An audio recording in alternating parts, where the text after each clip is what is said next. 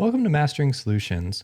This question is a similar take to the previous question where we have to figure out this time the angles for this diffraction grating. Let's go through and write down the information that we're given. So D, for the distance between the slits in the diffraction grating, is always going to be the width over the slits or the lines, either way, same thing. So the width over the slits, and we know that it's 750 lines per millimeter. So we have 1 times 10 to the negative 3 meters over 750 lines.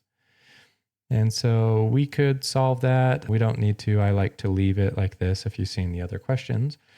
And then we need to know what equation we're going to use. So let's use the equation sine of theta, because we need to solve for theta, is equal to m lambda over d.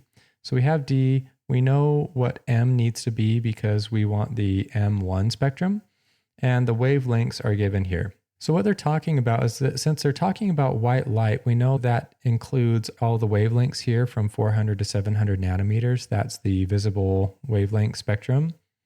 And so they want to say, what angles does that cover?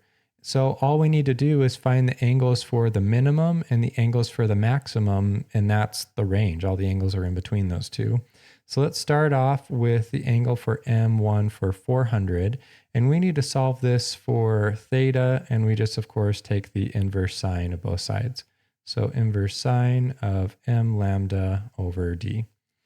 So if we start with the blue wavelength, or the 400, so theta for 400 is going to be equal to inverse sine of m of 1 times lambda is 400 times 10 to the negative 9 for nanometers, divided by d, and we said that is 1 times 10 to the negative 3 meters over 750 lines. That is really confusing to read. I'll just put 750.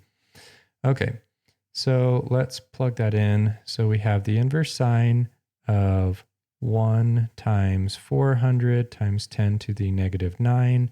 And then we'll divide that by d, which is 1 times 10 to the negative 3 divided by and 50. So we have 0.3 rads. And let's do that. So we have 0.3 radians. And to convert that into degrees for the angle, we take rads and then we multiply it by pi radians for every 180 degrees. So we have 0.3 times 180 divided by pi. And that gives us 17 degrees for the first angle. I know some of you are yelling at your screen right now because you can also just go up here to degrees and change it to that mode.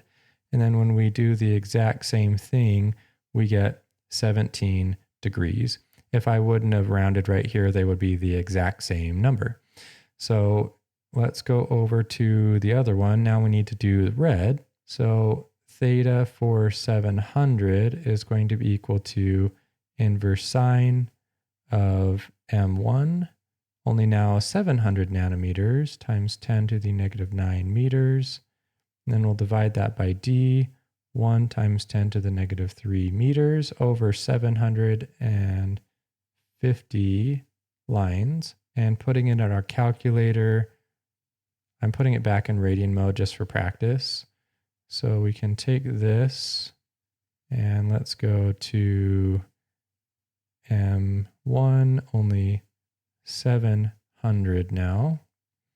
Okay, so that gives us 0.55 rads, 0.55 radians. And now if we convert that into degrees, we have pi radians times, that was bad, 880 degrees. And another way to notate that is like this, 0.55 times 180 divided by pi. It's the exact same as the way I did it above. And that gives us 31 rounded 32 degrees. So we have 32 degrees. So the range of the angles for the visible M1 spectrum is between 17 degrees out to 32 degrees.